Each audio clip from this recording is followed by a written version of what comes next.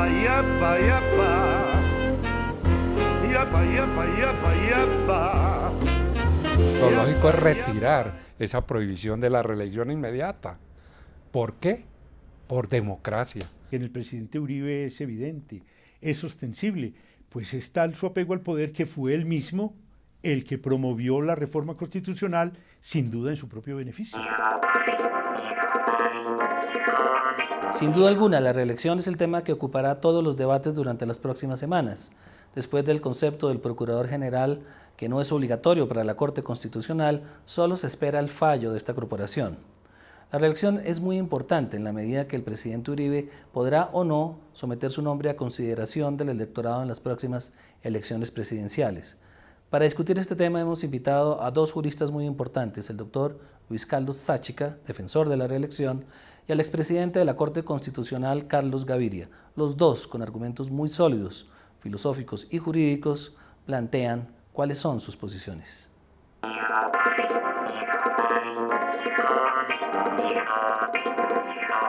Si el pueblo se siente bien gobernado, si quiere prolongar, digámoslo así, el periodo del presidente de la República, ¿cómo se lo vamos a prohibir? Lo lógico es retirar esa prohibición de la reelección inmediata. ¿Por qué? Por democracia, no por autoritarismo como han dicho.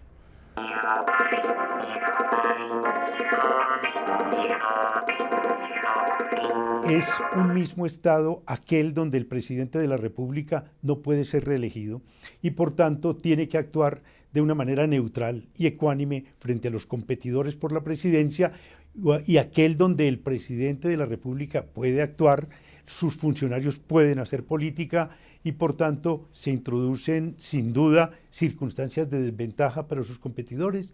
Eso no es verdad.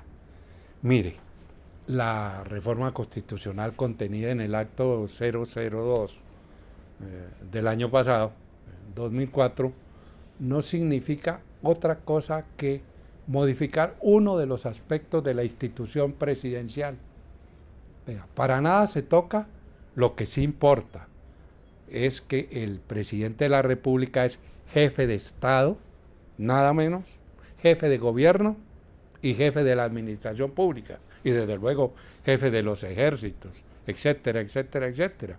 ¿Se afecta en algo la institución presidencial con esta reforma? No, nada, continúa incólume la calidad, la categoría, la titularidad de ese poder radicado en el presidente de la República. ¿Se le modifican las demás funciones constitucionales al presidente de la República? ¿Las del artículo 189? No, hay una enumeración de 26 competencias del presidente de la República. Para nada se afectan. El presidente de la República continúa teniendo la misma calidad y los mismos poderes. ¿Qué es lo que modifica? Una cosa completamente accidental y secundaria: la duración de su mandato.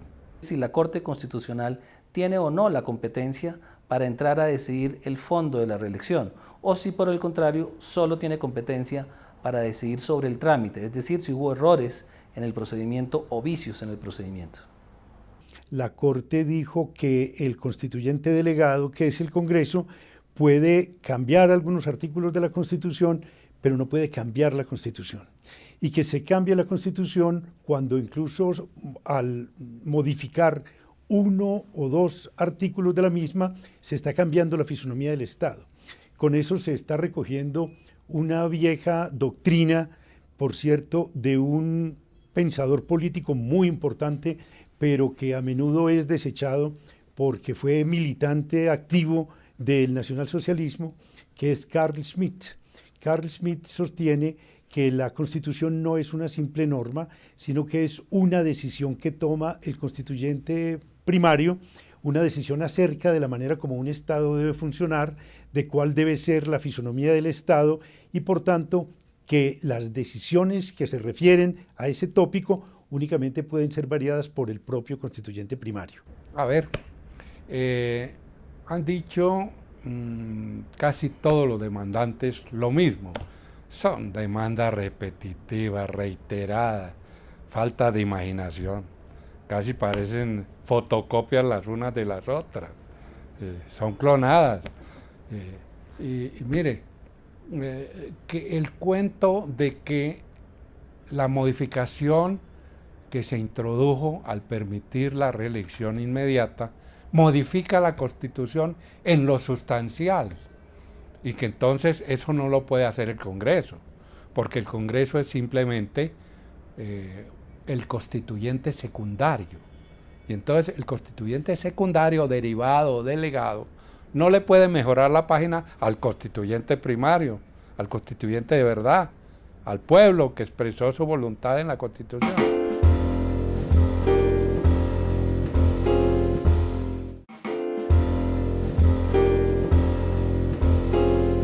La equidad del presidente candidato frente a los demás candidatos es otro aspecto bastante difícil. Es evidente que el presidente de la República, por el hecho de ser presidente, cuenta con unas herramientas de poder y con un desbalance muy claro frente a las herramientas con las que van a contar los otros candidatos. ¿Cómo se resuelve esta desigualdad?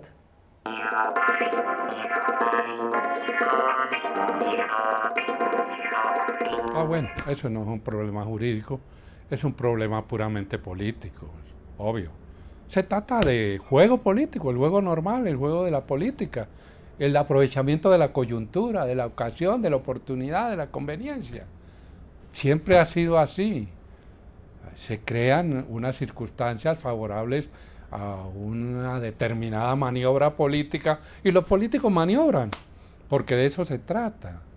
De manera que puede que en el aspecto, digamos, del juego político, desde el punto de vista de la elegancia y de el respeto por el otro, se diga que se cambiaron las reglas del juego. Pero ¿cuáles son las reglas del juego? Las reglas del juego. ¿Las qué? La regla del juego es que no hay reelección. Bueno, pero eso es una prohibición constitucional que ya le digo que es antidemocrática y que hay que removerla. De manera que para abrirle posibilidad al pueblo de ejercer la plenitud de su poder electoral, pues lo lógico es retirar eso. Eso no es cambiar las reglas del juego, es simplemente darle juego al pueblo para que pueda jugar.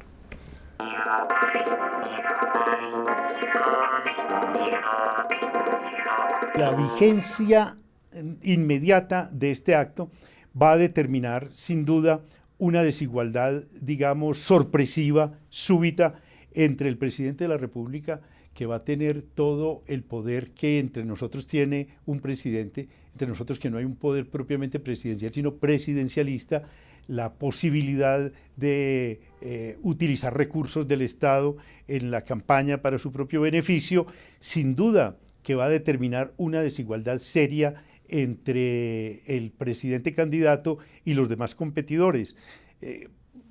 Desventaja que, por cierto, no queda compensada con la llamada ley de garantías, porque el daño que se hace a nivel constitucional no puede ser reparado, no puede ser compensado con una ley que en realidad reconoce algunas garantías a la oposición, pero que también le da muchas ventajas al presidente de la República. Los impedimentos de los congresistas es otro tema. Es decir, si los congresistas que aprobaron la reelección en el Congreso estaban impedidos para votar porque recibieron favores del presidente o porque tenían parientes o amigos en cargos públicos, es otro tema de discusión.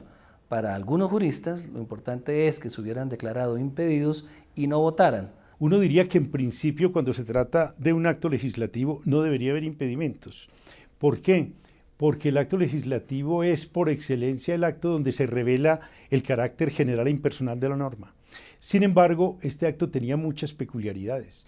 Una es esta: el presidente de la República les ha hecho muchos favores a los congresistas, y eso no lo descubro yo, eso es Vox Populi, y por tanto era una especie de intercambio de favores. Yo le nombro a su hijo para una embajada o se lo nombro para un consulado y usted me apoya en mi propósito de reelegirme. Esos impedimentos han debido tramitarse de una manera regular y no se tramitaron de esa manera. Es completamente inaceptable, inadecuado que las personas se absuelvan mutuamente de los impedimentos, y eso ocurrió tanto en el Senado como en la Cámara de Representantes. Ese es el otro argumento, parece el más fuerte, el más punzante de los que exponen los demandantes ante la Corte Constitucional. Esto es ilegítimo, utilicemos ese término, porque fue aprobado con gente que ha recibido favores del gobierno. Pues le cuento que esa es una cuestión puramente incidental y al margen. ¿Impedido? Mire, yo me considero impedido porque el hijo mío trabaja en el consulado de Nueva York, o sea, por poner cualquier ejemplo. Entonces le dicen, no, eso no constituye impedimento y le levantan el impedimento. Entonces, ese voto es limpio y puro. Entonces no fueron recusaciones. Si hubieran sido recusaciones, habrían tenido que ir a la comisión respectiva de la Cámara que se ocupa de resolver las recusaciones. En este momento no existen relaciones institucionales entre el Congreso y el gobierno, sino relaciones personales entre el presidente de la República y sus amigos.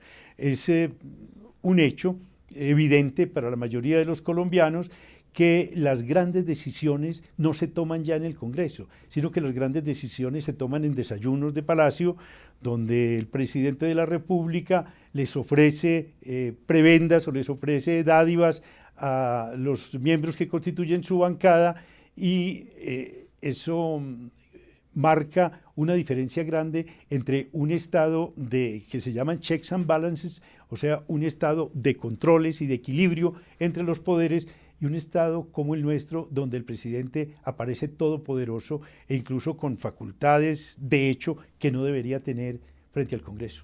Las reformas constitucionales se pueden caer por vicios en el trámite. Es obligatorio que haya debates y que en esos debates se cumplan los trámites que ordena el reglamento, es decir, que pueda participar la oposición.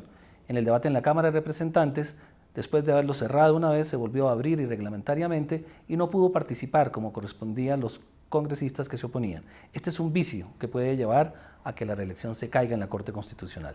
Siempre ha sido así, aquí y en Cafarnaúm. Ayer, hoy y mañana. Es el juego político natural. Las relaciones Congreso, Ejecutivo, Congreso, Presidente de la República siempre son así. No hay ningún problema cuando el Presidente de la República o el Gobierno goza de una mayoría clara y definitiva y firme en el Congreso. Yo recuerdo, porque soy muy viejo, los casos en que gobernaba un conservador y la mayoría del Congreso era conservador. ¿Qué dificultad tenía el presidente de la República? Ninguna. Simplemente todos los proyectos de ley del presidente los aprobaban. El Congreso era una caja de reproducción de la voluntad del presidente de la República. Pero precisamente ese no es un vicio. No. En cambio ahora es fruto de ¿qué? De un consenso, de un acuerdo. Como hay pluralismo político, como ya no hay bipartidismo, como el juego ya no es solo entre liberales y conservadores, como es entre muchos movimientos, y eso es la democracia, pues el juego político permite que el gobierno trate de utilizar los mecanismos usuales para ganarse la voluntad del Congreso, para ganar su consenso. Eso es la democracia. Bueno, especialmente en la Cámara de Representantes hubo algunos vicios. Yo no soy testigo presencial porque yo pertenezco al Senado, pero por ejemplo, una votación que no tuvo la mayoría se reabrió cuando la votación no puede reabrirse, con el objeto de que cuando ya las fuerzas del gobierno tenían la mayoría suficiente, entonces fuera aprobado el acto legislativo. Sí, eso depende de las pruebas, pero pura prueba. Entonces es una cuestión probatoria puramente que toca verla en el expediente, sobre el expediente. En muchos países, como en Estados Unidos, hay reelección y sobre esa base los defensores argumentan que en Colombia también se debe aplicar. Los que se oponen dicen que el país, las instituciones, las normas y los reglamentos no están adecuados para que se pueda hacer la reelección sin que se desajuste el establecimiento público del país. Ay, eso viene de muy lejos. Mire, viene desde Simón Bolívar. Es que este país no puede olvidar que esa figura fue determinante. Nosotros somos como nos armó Bolívar. Esta república la armó Bolívar y no la hemos podido borrar y tiene la impronta imperial del Libertador. Entonces la hizo ¿cómo? A su tamaño y a su medida. La hizo una república presidencial. Presidencialista. Porque aquí no hay separación de poderes. En los Estados Unidos, que sí hay un verdadero régimen presidencial, los poderes son separados.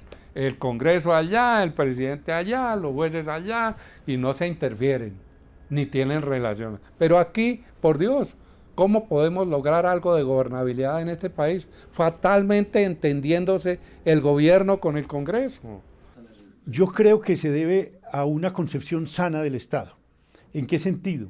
En el sentido de que un Estado de Derecho es fundamentalmente un Estado institucional, un Estado que cifra su seguridad, su estabilidad, no en las instituciones, en la consolidación de las instituciones, sino en la esperanza de que una persona saque adelante ciertos programas, alcance ciertas metas. Es un Estado que está bastante próximo al caudillismo, al culto a la personalidad, que entre nosotros ha producido consecuencias nefastas.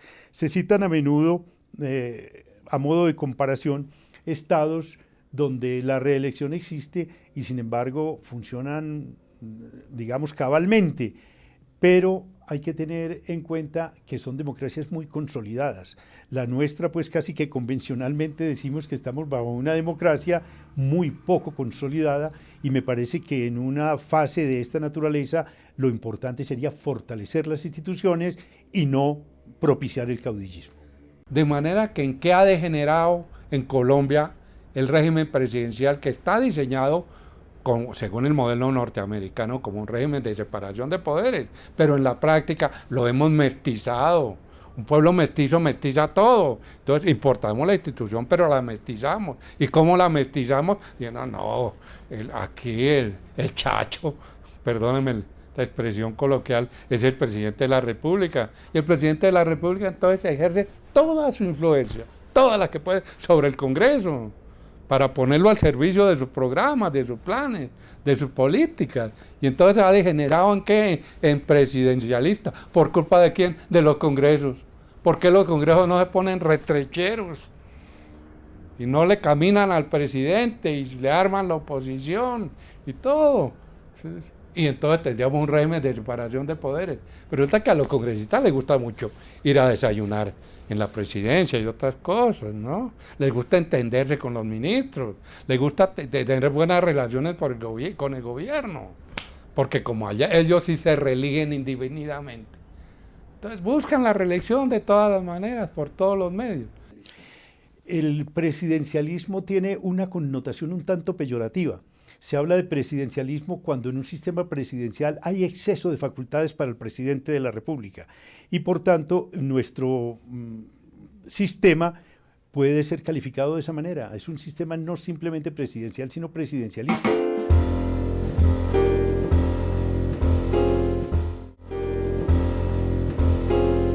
En una democracia, lo sensato es que el presidente que está terminando su ejercicio pueda someter a consideración su nombre, de manera que directamente sea el mismo pueblo el que decida si le prorroga el mandato o no.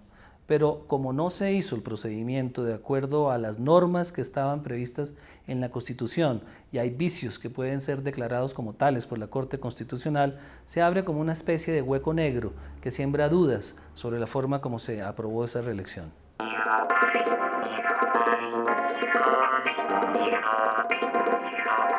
Lo que sucede es esto: no es lo mismo convocar al pueblo a que decida acerca de una norma constitucional o a que decida acerca de la suerte que un presidente en concreto debe correr. Justamente una convocación como la que va a hacerse a las próximas elecciones implica un uso desmedido del poder del presidente en su propio beneficio, lo que no ocurriría si se hiciera una consulta popular o se apelara a un mecanismo distinto que fuera además aplicado o instrumentado de una manera transparente para cambiar o no cambiar la Constitución.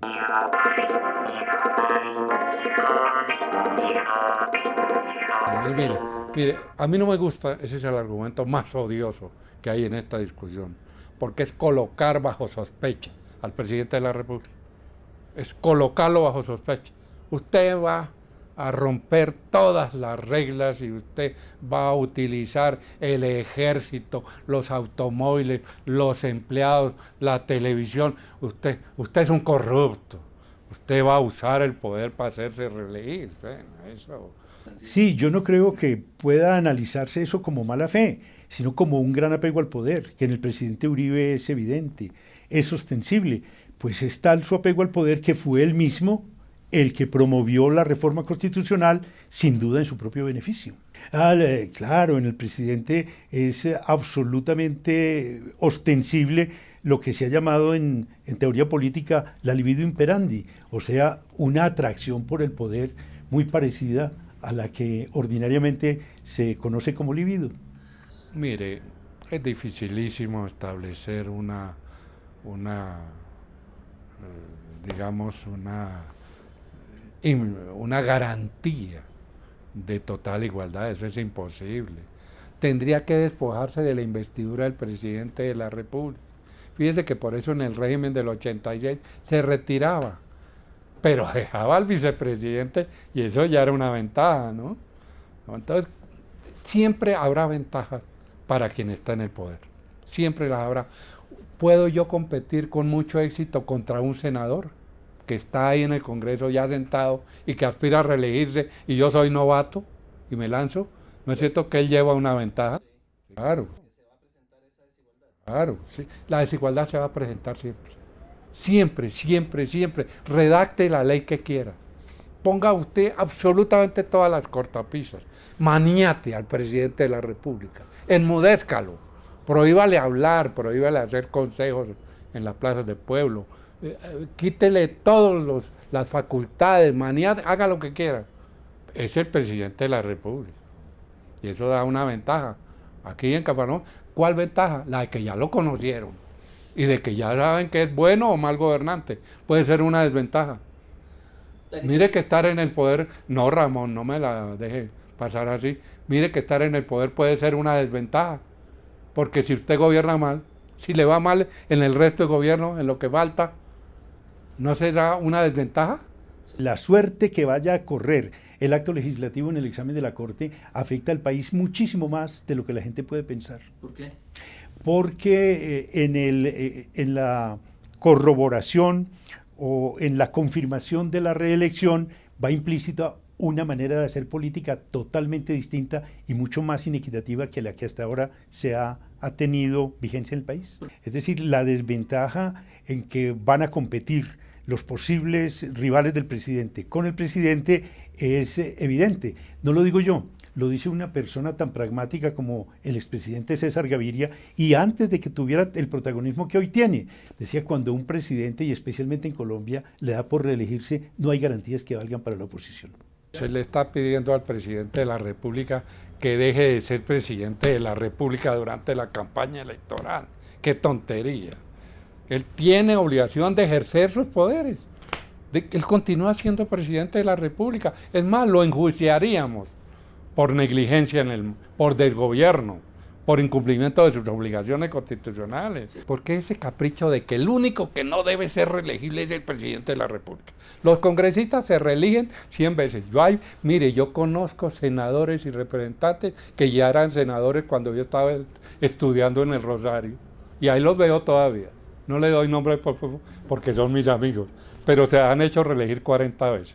Y la reelección del Congreso nadie la discute, nadie la combate, la de los diputados, la de los concejales, la de todo el mundo. Entonces, al único que se le prohíbe reelegir es al presidente de la República. Más bien invierto la pregunta, ¿por qué al único que se le prohíbe es al presidente de la República? Yo creo que justamente esta es una circunstancia catalizadora de la conformación de partidos. Cuando se confronta lo que es un Estado institucional, un Estado de Derecho que funciona con base en la solidez de sus instituciones, y un Estado como este, se advierte la necesidad de partidos políticos fuertes que sean portadores de propuestas ideológicas distintas, porque la característica de la democracia, sin duda alguna, es la posibilidad de optar entre varias propuestas ideológicas. Entre nosotros en este momento eso no existe. Tengo todavía viva una sensibilidad de magistrado. Yo fui magistrado del Consejo de Estado de Corte Constitucional. A nosotros lo que más nos ofendía era que públicamente se debatieran lo que está por resolver. Eso es un poco una falta de respeto con los tribunales, con las cortes, que en la calle se discutan esas cosas, porque no se han decidido todavía, no hay cosa juzgada, y no debe haber ninguna presión sobre el ánimo los magistrados. Bueno, yo no me atrevo a hacer profecías sobre la decisión que la Corte va a tomar. No lo hago incluso por respeto por la misma institución. Yo pertenecía a esa institución, le tengo una gran veneración, le tengo un gran respeto y cualquier opinión podría ser interpretada como una suerte de presión sobre la propia Corte. Yo lo que creo es que la Corte sí se va a ocupar definitivamente del asunto de fondo. Además, cuando me han preguntado si hay vicios de inconstitucionalidad desde el punto de vista formal, mi respuesta es clara, hay vicios de forma sin duda. El constituyente colombiano en la Constitución del 91 no se reservó e hizo privativa de su poder ninguna reforma de la Constitución. No dijo, el Congreso no podrá reformar tales artículos. No dijo, el Congreso solo podrá reformar estos o los otros. Entonces le dejó vía libre a esa competencia. Lo único que le puso fue límites formales, un procedimiento. Usted puede reformar toda la Constitución, pero lo tiene que hacer por este carril, con estos requisitos, cumpliendo estas formalidades. Entonces, por eso es que sostenemos que no hay sino vicios de forma.